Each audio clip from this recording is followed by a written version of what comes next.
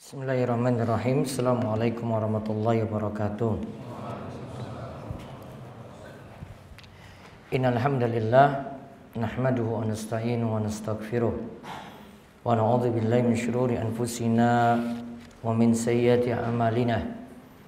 May yahdihillahu fala mudilla lahu wa may yudlil fala hadiyalah. Wa asyhadu an la ilaha illallah wahdahu la syarikalah wa asyhadu anna Muhammadan abduhu wa rasuluh. Allahumma salli ala nabiyyina Muhammad wa ala alihi wa man tabi'ahum bi ihsan ila yaumiddin.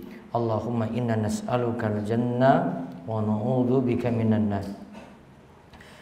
Puji syukur kita panjatkan pada Allah, salawat dan salam semoga tercurah pada junjungan kita Nabi besar Nabi Agung Muhammad sallallahu alaihi wasallam.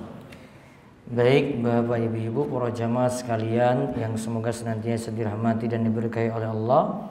Pada kesempatan malam hari ini kita bersyukur bisa duduk dalam majelis yang mulia ini setelah dua malam Selasa itu kosong, dan kita lanjut lagi dengan pembahasan masalah ibadah dari kitab Umdatul Ahkam, di mana terkumpul hadis-hadis dari kitab Sahih Bukhari dan Muslim yang disusun oleh Syekh Abdul Ghani Al-Maqdisi. Kita telah masuk dalam pembahasan kitab solat, bab solatul Aidain, bab solat hari raya, yaitu Idul Fitri dan Idul Adha, di mana kita akan lihat hadis-hadis yang membicarakan tentang dua sholat tersebut. Kali ini kita lihat hadis 147 dari Jundub bin Abdullah Al-Bajali.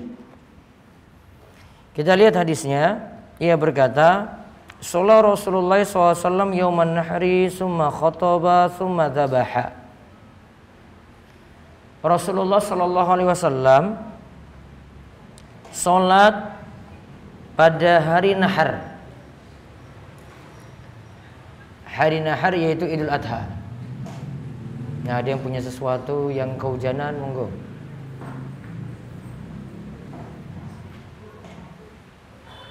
Jaket atau apa gitu. Baik. Salat Rasulullah SAW yauman nahri. Rasulullah SAW salat pada hari nahar. Hari nahar itu nama lain dari Idul Adha. Jadi beliau lakukan sholat pada hari Idul Adha. Summa khotoba. Kemudian beliau menyampaikan khutbah. Summa zabaha. Kemudian beliau melakukan penyembelihan. Waqal, dan Nabi SAW mengatakan, man zabaha qabla ayyusolliya falyazbah ukhra makanaha. Wa man lam yathbah falyathbah bismillah. Siapa yang menyembelih hewan sebelum sholat, maka dia harus menyembelih hewan kurban lain sebagai penggantinya. Dan siapa yang belum menyembelihnya, maka sembelihlah kurban dengan membaca bismillah, dengan menyebut nama Allah. Hadis ini diriwayatkan oleh Imam Bukhari dan Muslim. Hadis ini membicarakan beberapa hal, beberapa faedah yang bisa kita ambil dari hadis ini. Yang pertama, waktu penyembelihan kurban dimulai setelah sholat Id. Waktu penyembelihan kurban dimulai setelah sholat Id.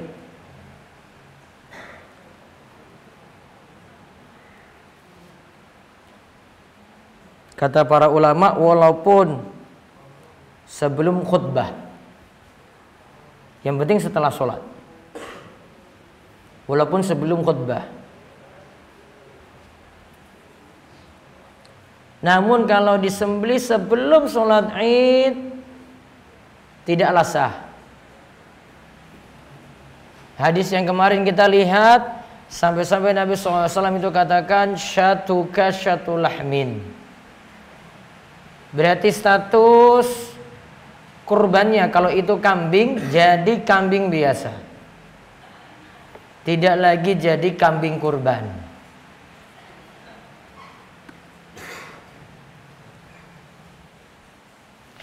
Kemudian faedah yang berikutnya lagi, kurban adalah ibadah yang ditetapkan dengan waktu.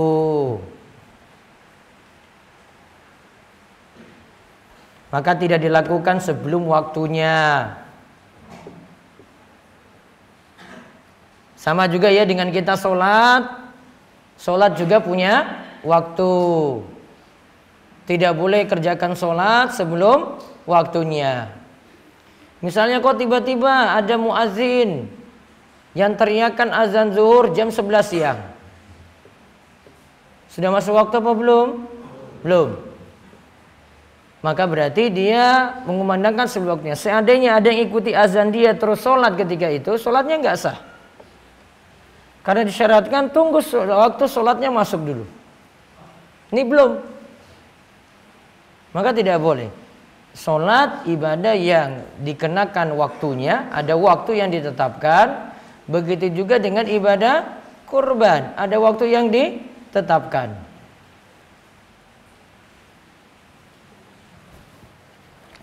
Faedah yang berikutnya lagi,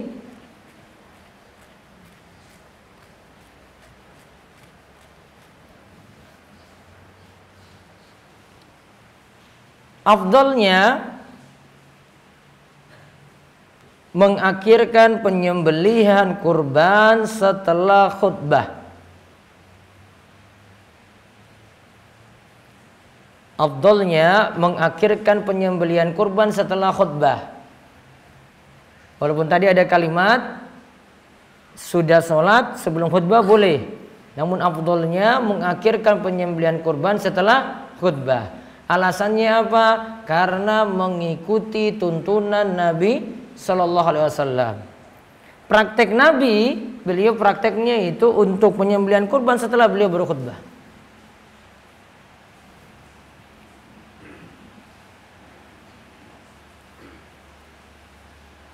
Kemudian faedah yang berikutnya lagi, kurban yang disembelih sebelum sholat tidak lasa walaupun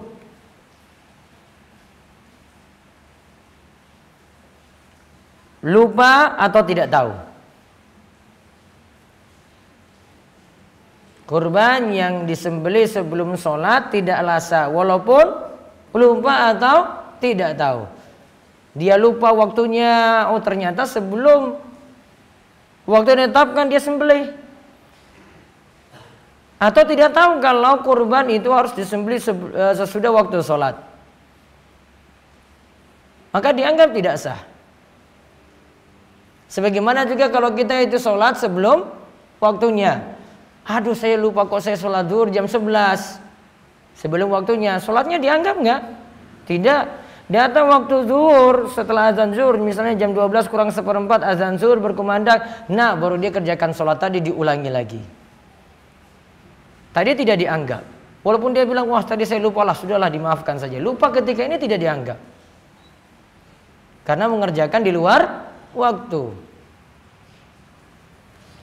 Kemudian faedah yang berikutnya lagi, disyariatkan khutbah dalam sholat id dan dilakukan setelah sholat id.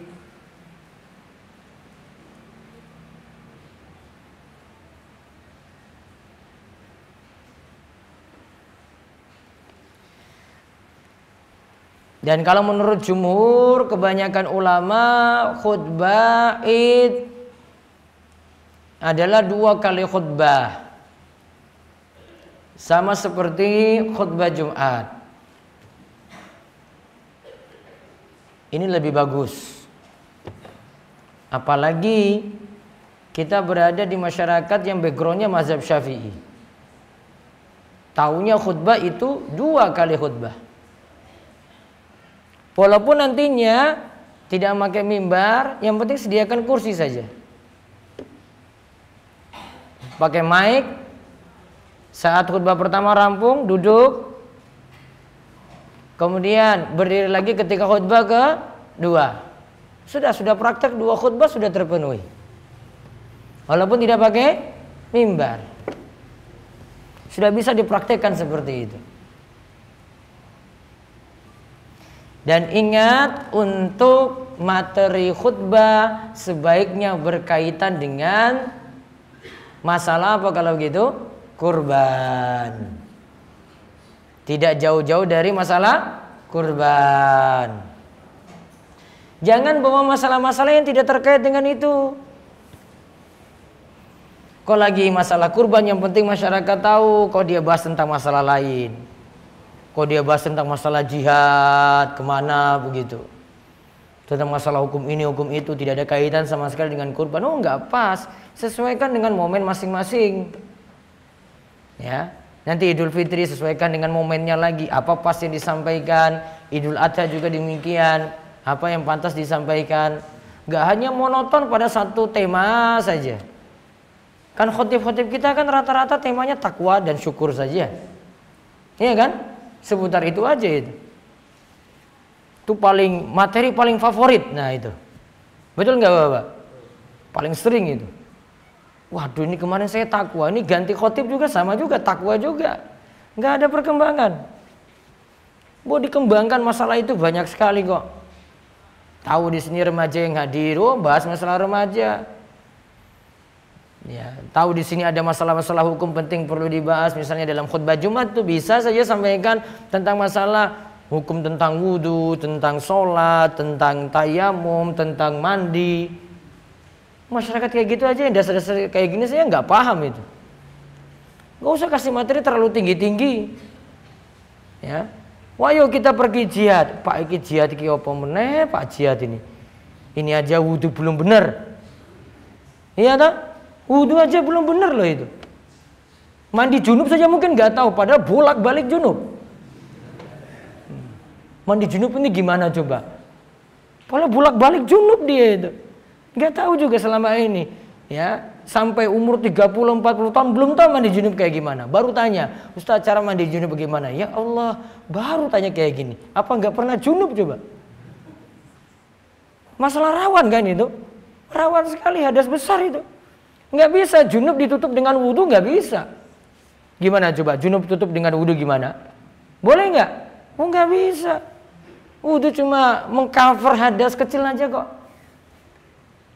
Kalau junub harus ini hadas besar, ya cuma bisa ditutupi dengan apa? Mandi besar, mandi junub. Coba antum bahas materi kayak gini coba. Sekarang kita bahas mandi junub khutbah Jumat. Ya, bedalah dengan yang khotib-khotib yang lain. Gak usah sama. Ngapain monoton kayak khotib-khotib yang lain? Ada masalah yang urgen-urgen orang nggak paham kok.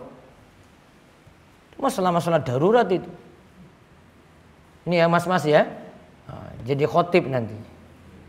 Saya malah kalau jadi orang tua untuk kamu mau lamar putri itu saya suruh kamu sudah bisa khutbah Jumat apa belum? Kalau belum saya nggak terima kamu itu. Mantap banget itu ya syaratnya ya. Wes iso khutbah porong mas. Waduh, kalau jadi makmum biasa pak. Wah, gak bisa kamu gak bisa diterima. Masa khutbah Jumat saja gak bisa? Gampang-gampang aja itu modal nekat aja sebenarnya, modal berani.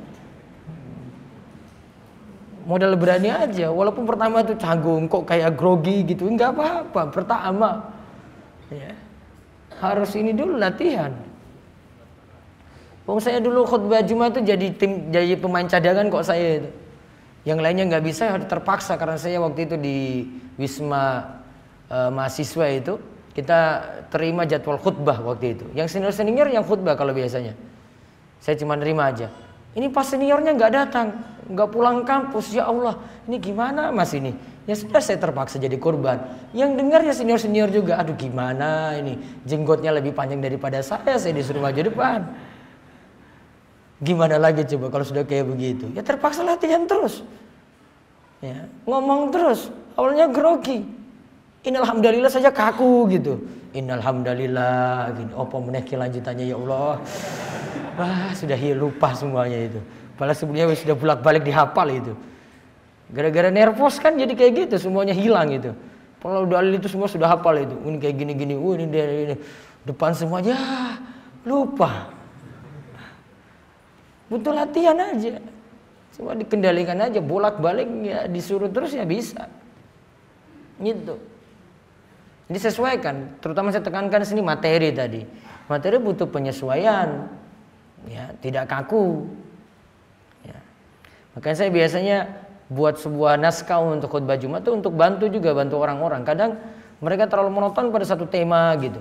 Saya angkat tema-tema yang terkini misalnya. Ngatasi anak nakal. Itu tema yang khotib jarang bahas. Ya. Dosa anak-anak muda. Khotib jarang bahas juga kayak gitu. Khotibnya saja sudah sepuh, dia juga pahami anak muda gimana coba. Dia nggak tahu dosa anak-anak muda itu yang kayak bagaimana aja itu sekarang ini. Ya. Ada yang durhaka pada orang tua, hobi onani. Wah, disinggungkan habis semua itu anak muda. Cuma nunduk aja. Ya, merasa salah. Singgung kayak gitu. Ya. Ada yang tema-tema tertentu butuh untuk dibahas. Tema-tema terkini. Nah, ini seperti di sini dikatakan oleh Syekh Abdullah Fauzan, beliau katakan khutbah Id itu, khutbah Idul Adha, nah itu munasabah lil waqti wal hal. Sesuaikan waktu dan kondisi saat itu. Misalnya cara penyembelihan kurban atau dia ceritakan tentang kisah Nabi Ibrahim saat diperintahkan dalam wahyu untuk menyembelih anaknya sendiri lewat mimpi itu. Mimpinya nyata. Bahas kayak gitu. Apa hikmah-hikmah pelajaran penting di dalamnya? Oh, ternyata Nabi Ibrahim manut pada wahyu lewat mimpi ini. Dia tidak banyak nanya. Disuruh untuk jalani tugas untuk menyembelih anaknya sendiri, sudah dia beritahu pada anaknya. Sami'na wa ata'na. Nah, pelajaran kayak gitu sampaikan ketika khutbah Idul Adha. Nah, kalau bisa disusun itu naskahnya, draft khutbah itu disusun. Ya, buat draft khutbah itu boleh. Justru kalau kita mengandalkan hafalan saja, hafalan hilang di tengah-tengah khutbah, coba siapa yang tanggung jawab coba? Sudah mantap nih, hafal nih coba. Siapa yang tanggung jawab? Gak apa-apa pakai teks. Ya, namun gak monoton baca teks. Baca dulu tadi teksnya. Oh, ini sampai sini. Oh, ini halaman ini. Saya sudah baca sampai sini nih. Saya sudah hafal sampai sini nih. Ada yang kurang, dilihat lagi teksnya gitu. Pakai draft nggak masalah. Saya kurang setuju kalau bilang khutbah itu harus pakai hafalan. Nggak mesti. Justru kalimatnya tidak tertata ketika itu. Kita butuh sesuatu yang lebih tertata. Orang itu lihat sistematik. Poin 1, poin 2, poin 3, poin 4, poin 5. Wes. Enak kita orang dengar. Jadi langsung dapat faedah, nangkap. Daripada dia hafal, lupa di tengah-tengah, ada faedah penting gak dia sebutkan. Kalau dia bawa teks terbantu. Ya, ada teks terbantu. Oh, ini yang lupa nih. Oh, ini. Oh iya kalimat ini. Sampaikan langsung. Ada kalimat yang gak dihafal, dia baca. Gak masalah. Itu gak mencacati khutbah kok. Bahkan penting itu seperti itu kalau zaman ini. Sehingga khutbah lebih terkesan, orang itu lebih mudah cepat paham, kayak begitu. Terus faedah yang lainnya lagi tentang waktu berakhirnya penyembelihan kurban. Pendapat yang paling kuat di sini adalah pada saat tenggelamnya matahari pada hari tasyrik yang ketiga. Berarti tanggal berapa? 13 Zulhijjah. Berarti nantinya total waktu penyembelihan kurban itu 4 hari. Idul Adha, hari tasyrik pertama 11, hari tasyrik kedua 12, hari tasyrik ketiga 13, 4 hari.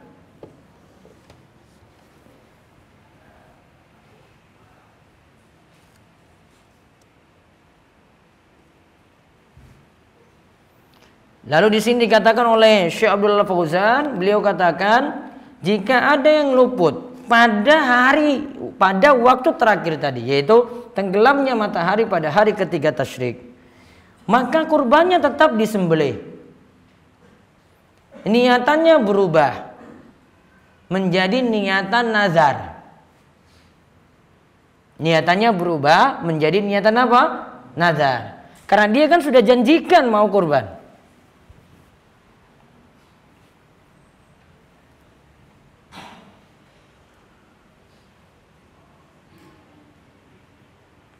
Jadi berarti yang telat tadi karena mungkin ada suatu hal kayak gitu.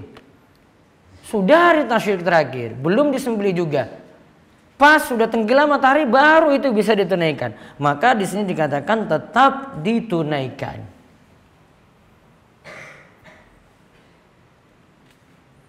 Niatannya itu seperti jadi sesuatu yang dinazarkan.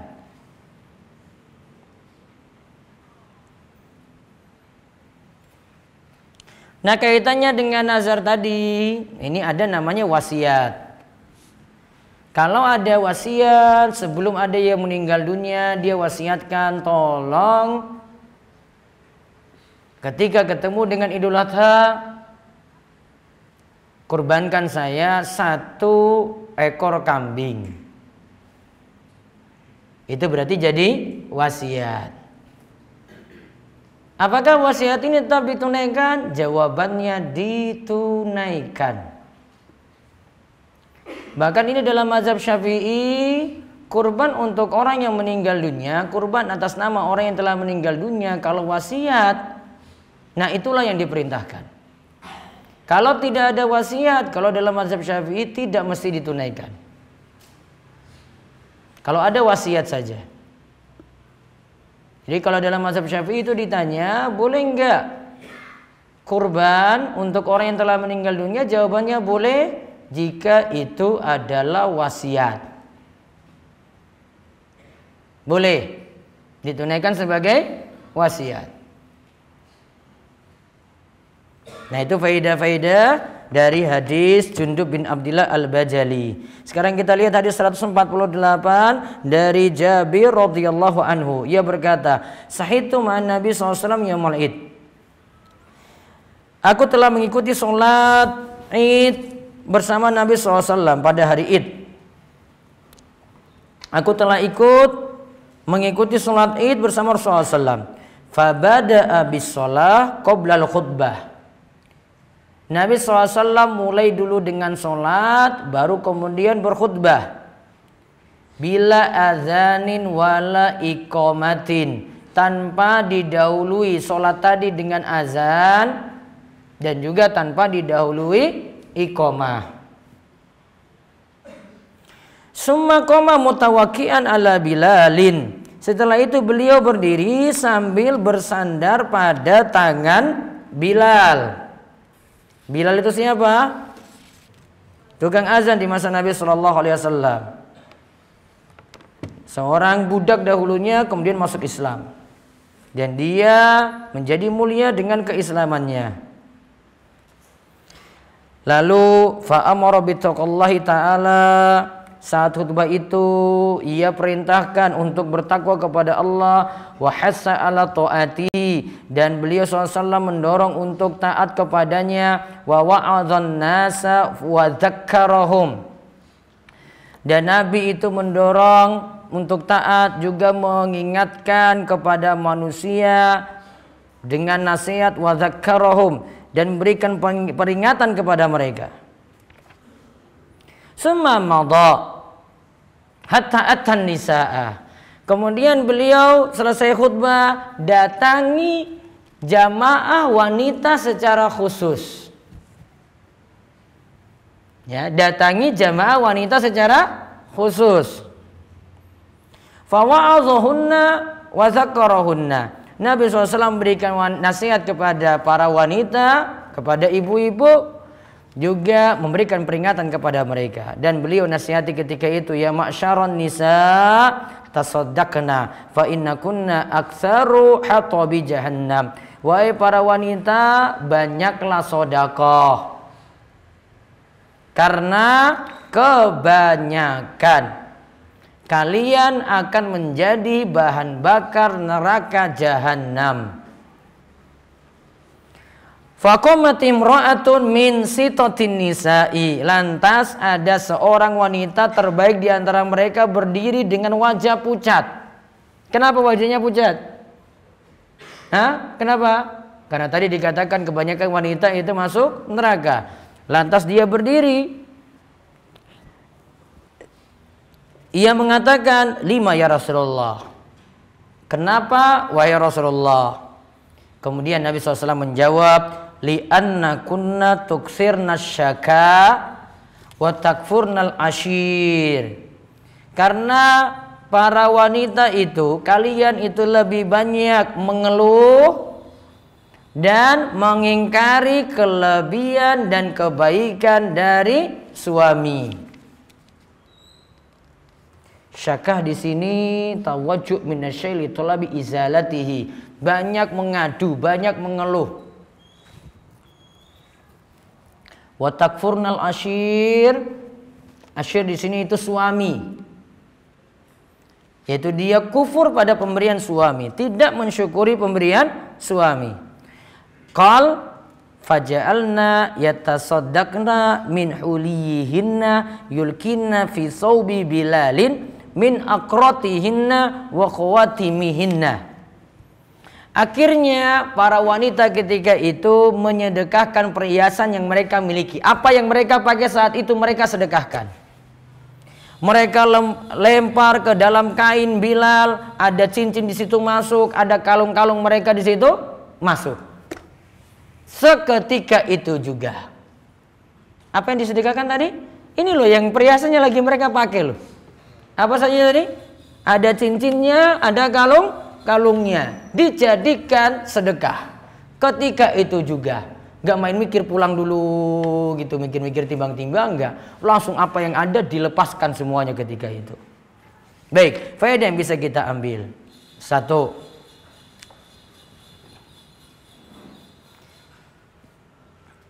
Diperintahkan menghadiri sholat id bersama imam. Berarti sholat id itu dilakukan berjamaah. Boleh nggak cuma munfarid saja? Tidak boleh. Walaupun nanti ada sebagian ulama yang nganjurkan untuk qadha bagi yang luput. Misalnya dia ketiduran, kok ternyata bangun jam 9. Nggak tahu kalau hari itu adalah hari Idul Fitri atau Idul Adha. Terlalu. Iya kan? Karena suatu yang ramai harusnya tahu gitu. Bangunnya jam 9. Ya, bangunnya jam 9. Ada qadha atau tidak? Ya. Di situ ada beberapa riwayat yang menyebutkan ada qadha. Alhamdulillah alam dengan sholat 4 rakaat.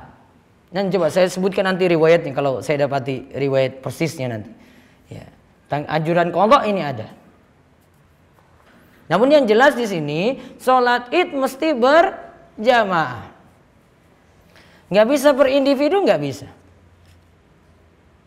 Lihat terus faedah yang kedua, disyariatkan khutbah pada Idul Fitri dan Idul Adha. Pada sholat Idul Fitri dan Idul Adha.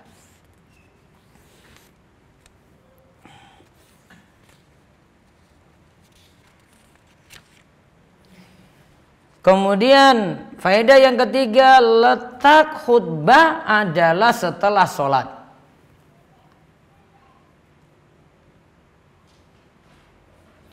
Letak khutbah adalah setelah sholat. Kata Syekh Abdullah Al-Fauzan, beliau katakan seandainya ada yang dahulukan khutbah dulu, kemudian sholat, akhirnya sama seperti sholat Jumat gitu ya. Kata beliau sah, namun menyelisihi sunnah dan fadilah, artinya kurang afdal. Urutan yang tepat apa? Sholat dulu kemudian khutbah. Kemudian faedah yang keempat, tidak disyariatkan azan dan iqamah atau panggilan apapun.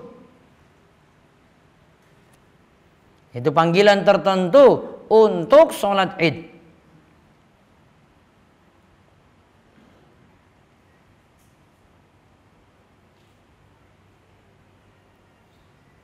Dan ingat Bapak Ibu-Ibu, Sama seperti hal-hal yang lainnya, jadi misalnya sholat jenazah. Saya mau panggil jamaah untuk sholat jenazah bagaimana? Apakah saya perlu panggil dengan azan? Tidak. Iqamah juga tidak. Sholat istisqa, sholat minta hujan, ada panggilan tertentu untuk manggil jamaah untuk kumpul juga tidak ada. Karena seandainya ada panggilan tertentu, azan atau iqamah atau panggilan apapun yang tertentu di situ, pasti nantinya ya ada nukilan-nukilan dari para sahabat untuk menjelaskan hal tadi. Namun yang tepat tidak ada. Dan ini jadi dalil juga bahwasanya azan dan iqamah tepatnya hanya untuk sholat wajib saja.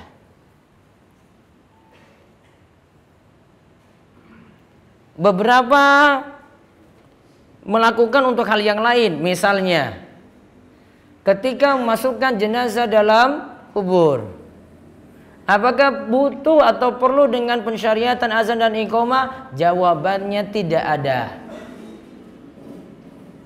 Jadi tidak ada pensyariatan azan dan iqamah sebelum atau ketika memasukkan jenazah dalam kubur. Prosesi penguburan jenazah tidak ada.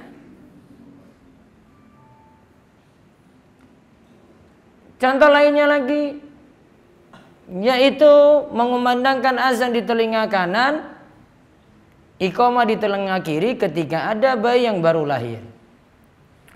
Jumhur atau kebanyakan ulama menganggap itu ada anjurannya. Namun yang tepat, hadisnya diriwayatkan dalam kitab Sunan, namun tidak bisa ada penguat satu dan yang lainnya.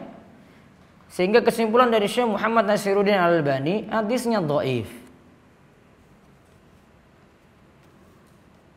Sehingga apa yang dilakukan ketika bayi baru lahir ini? Ya sudah, ini tidak dilakukan, lakukan tuntunan yang lainnya. Misalnya mendoakan bayi tadi yang baru lahir. Misalnya lagi ya, melakukan tahnik. Kurma dikunyah. Ya, kemudian dioleskan di langit-langit mulut si bayi tadi. Siapa yang ngunyah? Bisa bapaknya. Gak mesti datangkan pada orang soleh. Bisa bapaknya.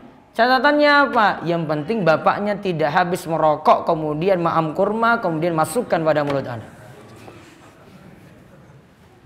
Kalau ini bapak ngeyel-ngeyelan tenan iki.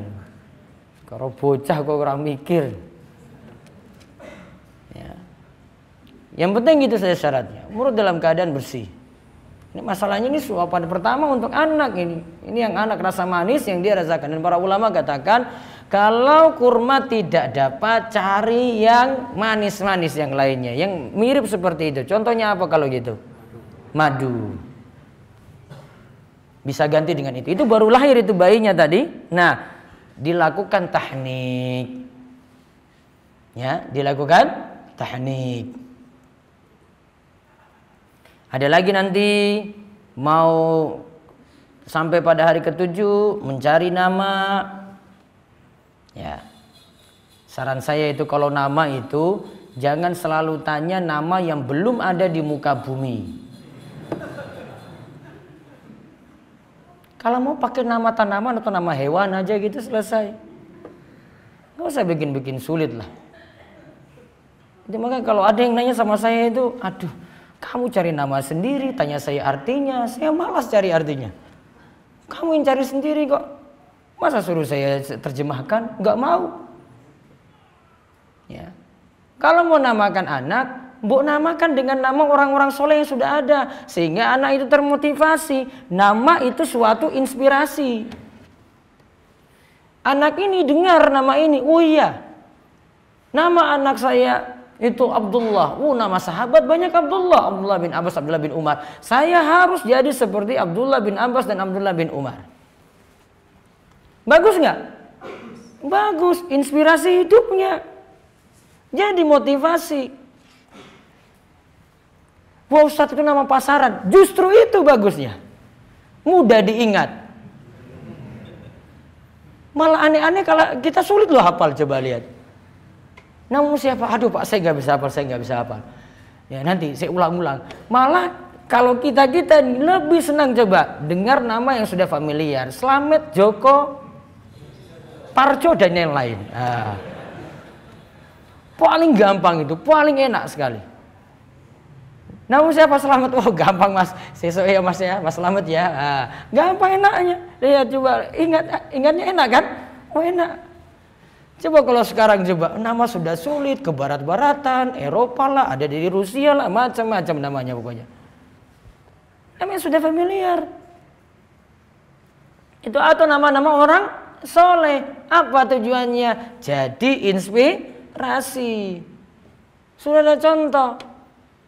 Nama anakmu siapa? Muhammad Nasiruddin Albani. Masya Allah. Tahu langsung kan siapa orang itu? Tahu. Nama anakmu siapa? Bukhari. Masya Allah, Bukhari luar biasa. Semangat kita lihat anak tadi itu.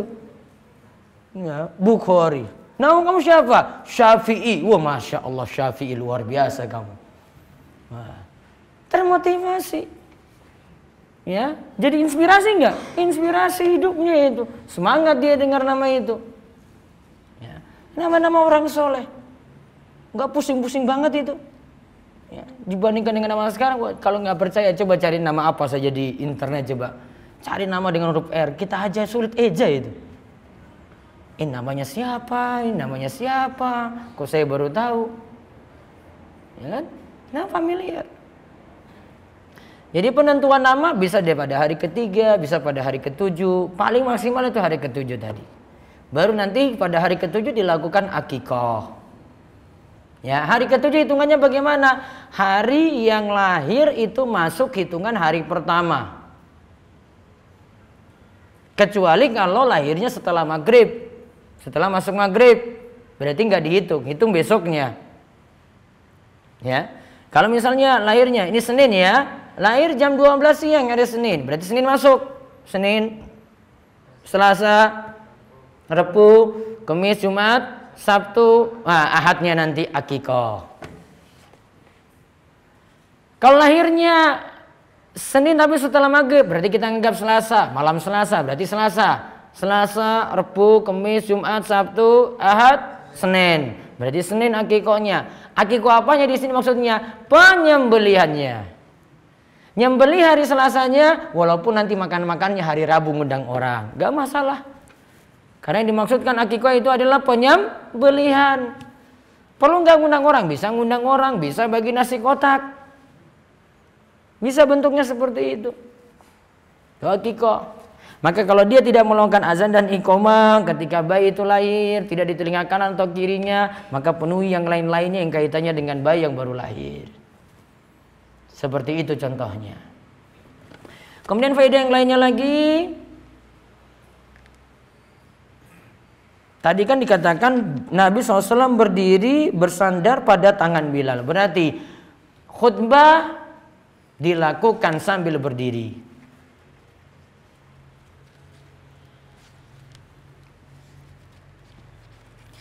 Kemudian faedah yang keenam, boleh berkhutbah bersandar pada sesuatu. Termasuk bersandar pada orang. Tadi Nabi SAW bersandar pada Bilal.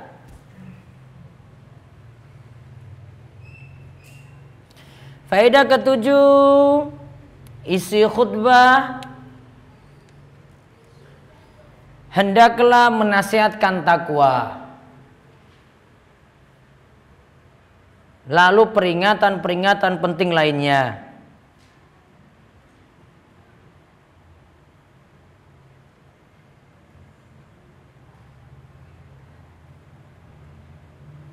Kemudian faedah yang berikutnya lagi,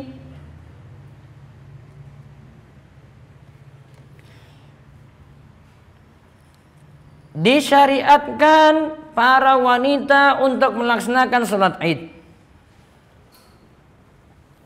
dan tempatnya terpisah dari laki-laki. Ya, dan tempatnya terpisah dari laki-laki.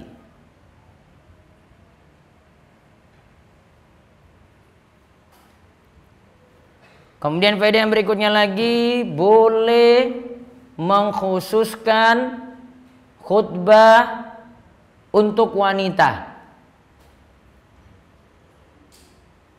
ketika mereka tidak mendengar secara langsung. Karena boleh jadi Nabi SAW ketika itu berdiri, laki-laki yang banyak dengar, wanita jauh di belakang gak kesampaian. Makanya Nabi SAW ke belakang nyampaikan nasihat lagi khusus kepada para wanita.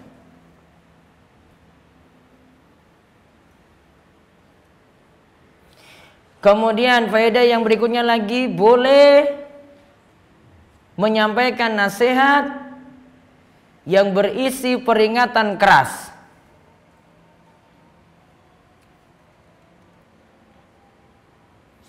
Karena tadi kan Nabi SAW katakan, wahai para wanita, tasaddaqna. Wahai para wanita, hendaklah kalian itu bersedekah. Kemudian diancam, fa inna kunna aktsaru hatabi jahannam. Kebanyakan kalian itu jadi kayu bakarnya jahannam, neraka jahannam.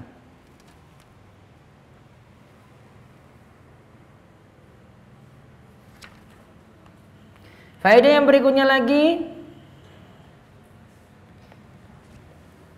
jamaah boleh berbicara dengan khatib ketika ada hajat. Tadi kan ada wanita berdiri, wahai Rasulullah, kok bisa kami yang banyak masuk neraka? Berarti dia potong itu pernyataan Nabi SAW yang sedang berkhutbah. Faedah yang lainnya, sedekah menyebabkan kita terselamatkan dari azab. Karena tadi kan perempuan atau wanita itu diancam tadi, banyak yang masuk neraka. Namun Nabi SAW kasih solusi, perbanyaklah sedekah. Seketika itu juga mereka keluarkan apa yang mereka pakai, kumpulkan pada kain Bilal. Kemudian faedah yang berikutnya lagi,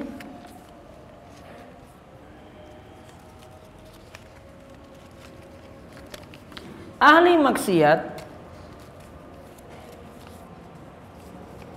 boleh dianjurkan untuk memperbanyak sedekah untuk menghapuskan kesalahan-kesalahannya.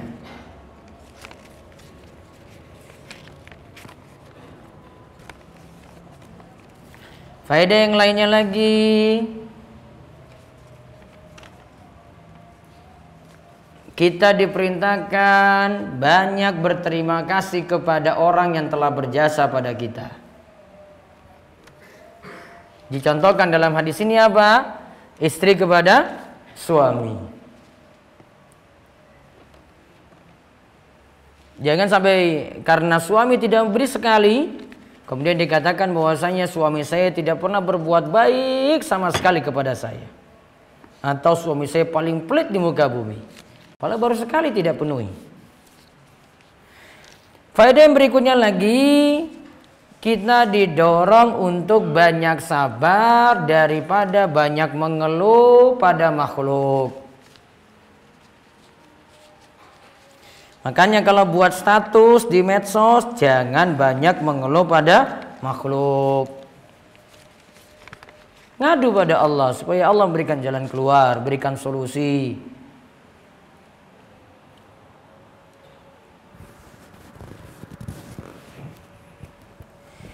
Kemudian faedah yang lainnya lagi, para wanita hendaklah mencontoh para sahabat. Mencontoh para sahabat wanita di masa Nabi. Ketika mendengar nasihat, langsung diamalkan. Apa nasihatnya tadi? Disuruh sedekah. Langsung keluarkan cincinnya, kalungnya. Seperti itu mereka langsung lakukan. Tidak nunda-nunda. Kalau ada yang bisa dilakukan segera.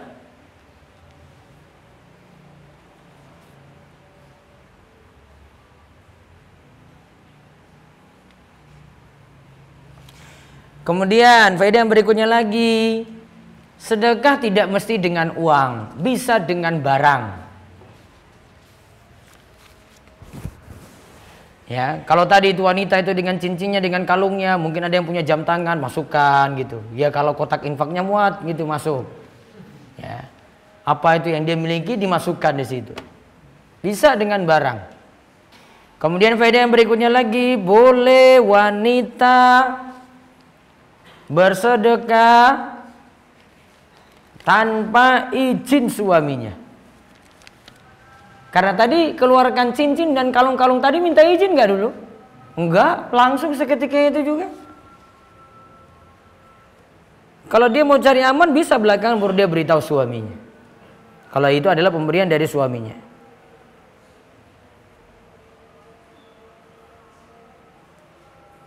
Kemudian faedah yang terakhir, hadis ini jadi dalil bersegeralah dalam melakukan kebaikan, tidak menunda-nunda. Wallahu a'lam bishawab. Baik, saya jawab beberapa pertanyaan.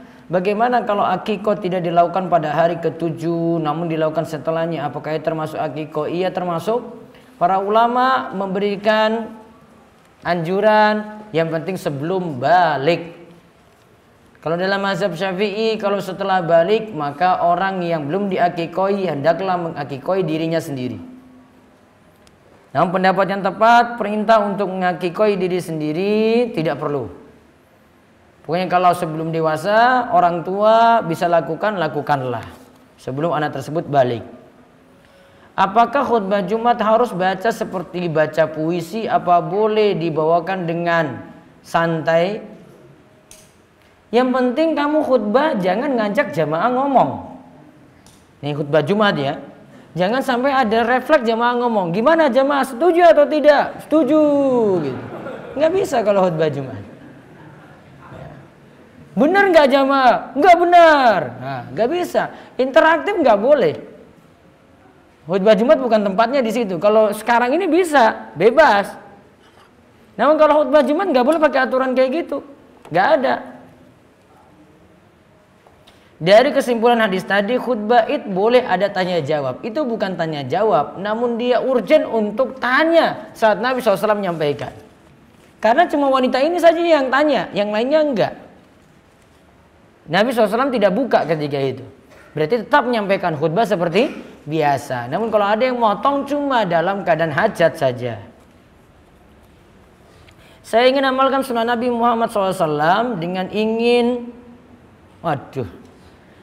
ingin poligami. Tapi hati ini tak tega istri sedih. Nanti timbang-timbang, jenengan mampu ataukah tidak. Secara finansial sudah cukup, hati sudah punya keyakinan. Adil insya Allah. Nanti tanya pada ustadz yang sudah poligami saja. Nah, gampang itu. Jangan tanya sama saya nggak akan bisa jawab. Belakangan ini saya menjadikan setiap sholat fardu saya harus membaca 10 kali istighfar. Tetapi tidak saya baca langsung setelah sholat, tapi saya baca ketika waktu senggang. Apakah ini termasuk bid'ah Ustadz? Baiknya tidak khususkan ketika itu setelah sholat wajib, karena kamu butuh dalil. Standarnya bebas saja harusnya, nggak usah pakai bilangan 10. Setelah sholat misalnya ada 3 kali. Setelah kamu zikir, doa, sholat sunnah, mau baca zikir lagi bebas. Tidak perlu tetapkan dengan standar tertentu. Cara menjadi orang yang tidak banyak mengucapkan kata-kata yang tidak berguna atau banyak omong, apakah ada fadilah bagi orang yang sedikit berbicara dan peringatan terhadap orang banyak ngomong? Ketika dia ngomongnya pada waktu yang tepat boleh, ya. Ketika waktu tidak tepat untuk dia ngomong, banyak bicara, nah itu baru diingatkan. Jadi tidak selamanya juga disuruh diam, juga tidak. Ada orang datang, kita nggak mesti diam. Ada yang perlu kita sapa, kita sambut, duduk dengan orang lain, itu tanya-tanya kabar, tanya keadaannya boleh. Ini bukan berarti banyak ngomong, namun untuk mengisi waktu supaya bisa nyambung dengan orang lain sembari berdakwah ketika itu. Dikatakan bahwa mandi wajib itu sekaligus menghapuskan dosa kecil. Ya bisa. Bagaimana jika sebelum selesai mandi wajib kita kencing atau buang air besar? Apakah perlu wudhu di akhir mandinya ataukah tidak perlu wudhu kembali? Kalau memang di tengah-tengah mandi itu buang hajat seperti yang tadi, cukup setelah itu guyurkan air saja ke seluruh badan, maka dianggap telah mandi lagi. Keponakan saya bertanya, apabila sholat lupa doa iftitah sebelum surat Al-Fatihah, sholatnya sah atau tidak? Doa iftitah hukumnya sunnah, tidak sampai wajib. Sunnahnya pun tidak perlu kalau ditinggalkan lakukan sujud sahwi. Karena doa iftitah itu kalau dalam mazhab Syafi'i masuk dalam sunnah hay'ah. Sunnah hay'ah adalah sesuatu yang apabila ditinggalkan tidak perlu mengulanginya kembali dan tidak perlu ditutup dengan sujud sahwi. Perbedaan siksa di alam kubur dengan siksa di neraka bagaimana? Tentu yang lebih berat nanti siksa di neraka. Siksa kubur bentuk-bentuknya tertentu, misalnya bentuknya adalah keadaan gelap, bentuknya kubur disempitkan, dan semacam itu. Di neraka siksaannya lebih pedih. Apakah kalau sudah selamat di alam kubur berarti selamat juga nantinya dari siksa neraka? Itu tandanya. Siapa saja yang selamat dari siksa kubur, maka dia akan selamat juga dari siksa neraka. Bagaimana kita mengetahui apa yang terjadi pada diri kita itu termasuk musibah ataukah termasuk ujian? Lihat, banyak dosa atau tidak? Kalau orang itu banyak dosa, maka itu bukan ujian, itu azab untuk dirinya. Namun kalau dia itu diingatkan, nah itu baru diujian. Dia rajin ibadah, terus memperbaiki diri. Allah beri dia ujian. Nah itu untuk mengangkat derajatnya. Maka dibedakan dua keadaan seperti itu. Bolehkah ketika khutbah Jumat berlangsung kita mencatatnya? Baiknya tidak sibuk dengan aktivitas, mencatat pula. Ya. Namun asalnya aktivitas ini tidak mencacati khutbah. Ya, kalau tidak mencacati kita kalau kita mendengar khutbah. Ya, saya kadang mencatat untuk tujuan menerjemahkan. Ya, untuk menerjemahkan langsung kalau dengar dalam khutbah bahasa Arab. Gitu. Kalau tujuannya seperti ini masih diperbolehkan. Wallahu a'lam. Seorang berzina kemudian hamil, kemudian menikah. Di usia 7 bulan kandungan keguguran. Apakah orang tuanya tetap mendapatkan keutamaan hadis syafaat anak yang meninggal sebelum balik? Itulah susahnya kalau hukumi sesuatu yang itu dari dosa diperbuat gitu. Itu rumit. Ya. Tanya apa-apa seputar kayak gini saya malas jawab kayak begini. Ya. Tanya, ya.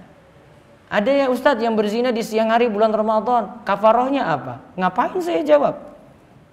Siang hari bulan Ramadan zina coba. Apa mau jawab apa kafarohnya?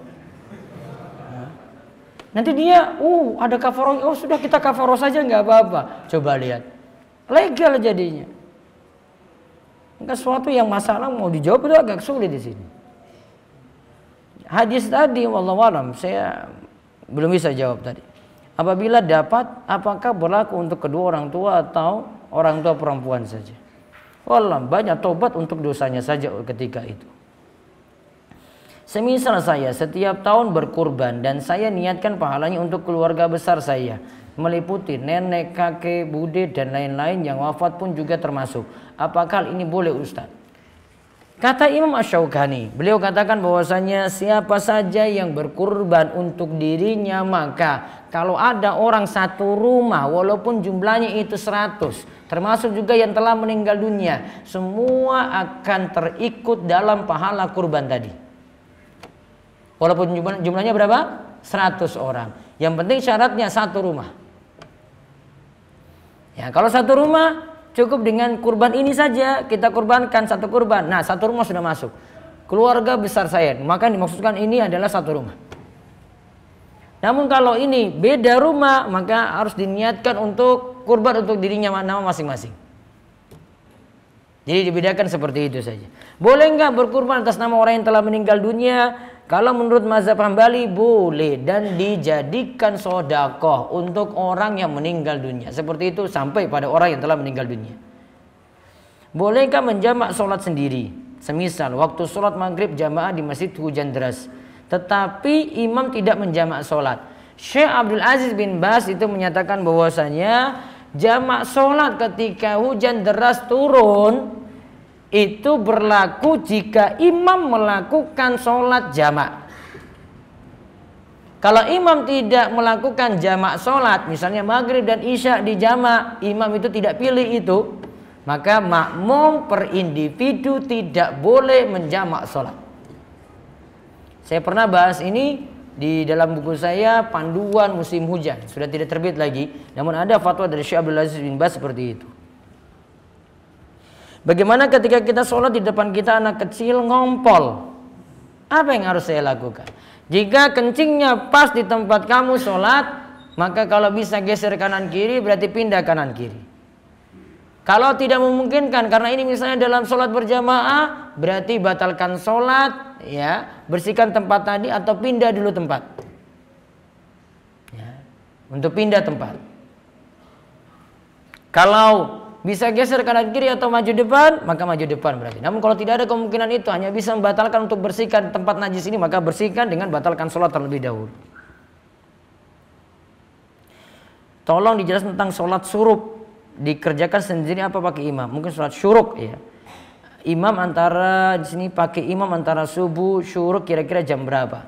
Sholat syuruk atau sholat isyraq itu dilakukan 15 menit setelah matahari terbit. Misalnya di Jogja terbitnya jam 5.30, maka 5.45, 6 kurang seperempat langsung lakukan sholat isyraq atau sholat syuruk. Caranya adalah setelah subuh diam di masjid, tidak keluar dari masjid. Tidak boleh nyambi dengan aktivitas apapun, mau pulang, mau nyuci dulu, mau nyapu dulu, baru balik lagi, enggak. Diam di masjid sampai matahari meninggi tadi, 15 menit setelah matahari terbit, kemudian lakukan isyraq 2 rakaat. Bagaimana tata cara nikah secara sunnah? Insya Allah pekan depan saya bahas di Bulughul Maram kitab nikah. Biar besok datang itu dan ikuti secara berurutan pembahasan nikah tadi. Yang kedua, kapan diadakan tata cara perawatan jenazah? Nikah dan jenazah nggak nyambung di sini. Satu kertas. Perawatan jenazah, insya Allah nanti ada kelanjutan selain nanti masuk ke sholatul janaiz. Nanti kita akan bahas pelan-pelan. Dalam perawatan jenazah itu ada 4.